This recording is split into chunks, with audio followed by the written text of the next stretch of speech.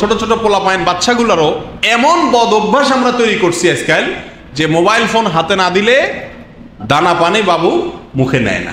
বাপ মা তো রুগী হয়ে গেছে, সন্তানরাও কি বানাই ফেলছি আমরা, রুগী বানাই ফেলছি। তারা মোবাইল ফোন ছাড়া খানা খায় না, যেটার কারণে কিয়ামতের ময়দানে আল্লাহর কাঠগড়ায় দাঁড়াতে হতে পারে। মদের যেরকম মানুষের নেশা হয়, মোবাইল ফোনের নেশা হয়। আজকাল ঘরে ঘরে, প্রতিটা ঘরে ঘরে এই অভিযোগটা আমাদের কাছে আসে। আমরা সকলেই কম বেশ এই সমস্যার শিকার।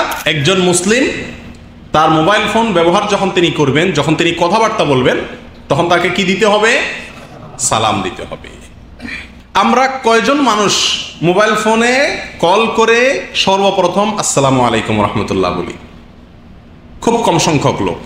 অথচ সাক্ষাৎ করলে, কোনো মজলিসে গেলে নবী করিম সাল্লাল্লাহু আলাইহি সাল্লাম প্রথমে সালাম দিতেন। কোনো কোনো হাদিসে আসছে 3 বার সালাম দিতেন। মজলিসের শুরুতে ঢুকতে একবার, কাছে এসে একবার, আবার স্টেজে এসে আরেকবার, 3 বার তিনি সালাম দিতেন। প্রিয় ভাইরা, একজন মুমিন অন্য মুমিনের সাথে যখন কথা বলবে, তার মানে সাক্ষাৎ হবে। মোবাইলে ফোন করা মানে কেমন যেন কি হওয়া? সাক্ষাৎ হওয়া। অতএব প্রথম তার কথা হবে কি দিয়া? সালাম দিয়া। অবশ্যই এটা কোনো ফরজ ওয়াজিব না। যদি সালাম ছাড়া কথা শুরু করে, বড় ধরনের গুনাহ হবে না, কিন্তু মুমিন বিরাট ধরনের লস করবে। কারণ সালাম দিলেই সে সওয়াব পাবে। পাবে কি পাবে না?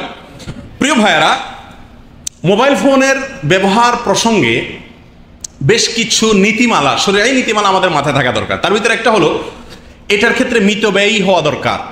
সব কিছুতে ইসলাম আমাদেরকে মিতব্যয়ী হেতু শিখায়। অর্থাৎ আমরা প্রয়োজনের অতিরিক্ত ব্যবহার করব না।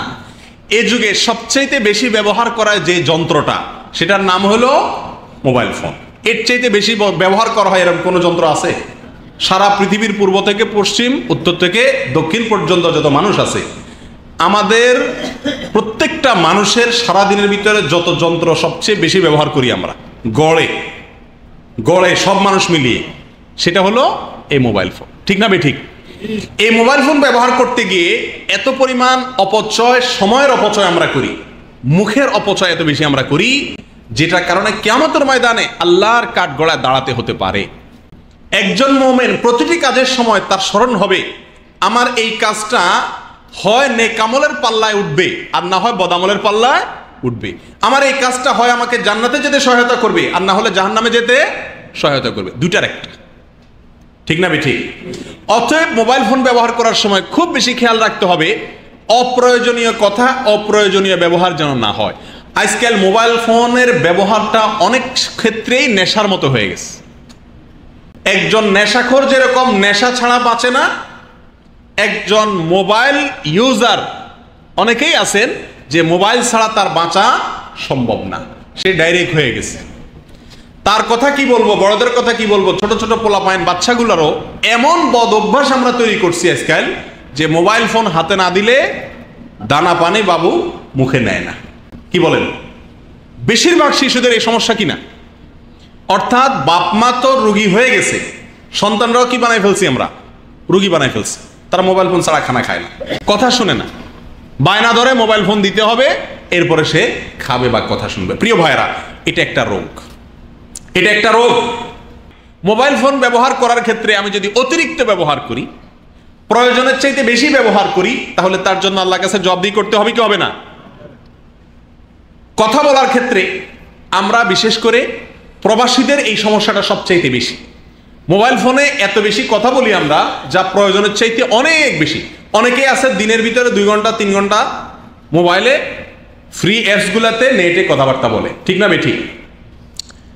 এত বেশি কথা বলি যে কথা বলতে বলতে বলতে কানও নষ্ট হয়ে যায়। আমরা আজকালকার যুগে যত ঝগড়া করি, বিশেষ করে প্রবাসীরা, সমস্ত ঝগড়াগুলো হয় কোথায়? মোবাইলে। কারণ সরাসরি ঝগড়া করার মতো তৌফিক তো হয় না। 2-4 বছর পরে 2 মাস 3 মাসের ছুটিতে গেলে তখন তো ওই নতুন নতুন একটা ভাব যাইতে, মহব্বতের ভাব যাইতে 2-3 মাস যায়, ঝগড়া করার সুযোগই পাই না। এই জন্য ঝগড়াগুলো সব জমা রাখি, এগুলো সবগুলো ঝাড়ি কি দিয়া? মোবাইল ফোন দিয়া। আর এটার অন্যতম কারণ হলো অতিরিক্ত কথাবার্তা বলা, অতিরিক্ত কল করা, বিনা প্রয়োজনে ঘন্টাকে ঘন্টা বক বক বক বক করতে থাকা। এগুলো সবগুলো আমাদের পারিবারিক সম্পর্কগুলোকে ধ্বংসের দিকে ডেকে নিয়ে যায়। প্রিয় ভাইয়েরা, আজ থেকে 20 বছর আগে যারা প্রবাসী ছিল, তারা ওই ক্যাসেটে রেকর্ড করে ফিতা পাঠায় দিত দেশে। জানেন তো আপনারা? 2 বছরে 1 বছরে একটা ফিতা পাঠাইতো, বাড়ি থেকে আবার ওই রকম ক্যাসেটের ফিতা রেকর্ড করে আবার পাঠাই দিত। ঠিক না ভাই? ঠিক। এই ছিল একমাত্র যোগাযোগের ব্যবস্থা। তখন একটিবারের জন্য ঝগড়া হইতো বলে আমার মনে হয় খুব একটা খবর পাওয়া যেত না। কি বলেন? তখন যারা প্রবাসী ছিল তাদের পরিবারের সাথে ঝগড়া হইতো এরকম, এখন যেরকম হয় ঝগড়া হওয়ার প্রশ্নই নেই, সুযোগই নেই, চান্সই নেই। যত কথা তত ঝগড়া। মান কাসুরা লাগাতুহু কাসুরা গালাতুহু। আরবি প্রবাদে বলা আছে একটা কথা, যে কথা বেশি বলে তার ভুল বেশি হয়।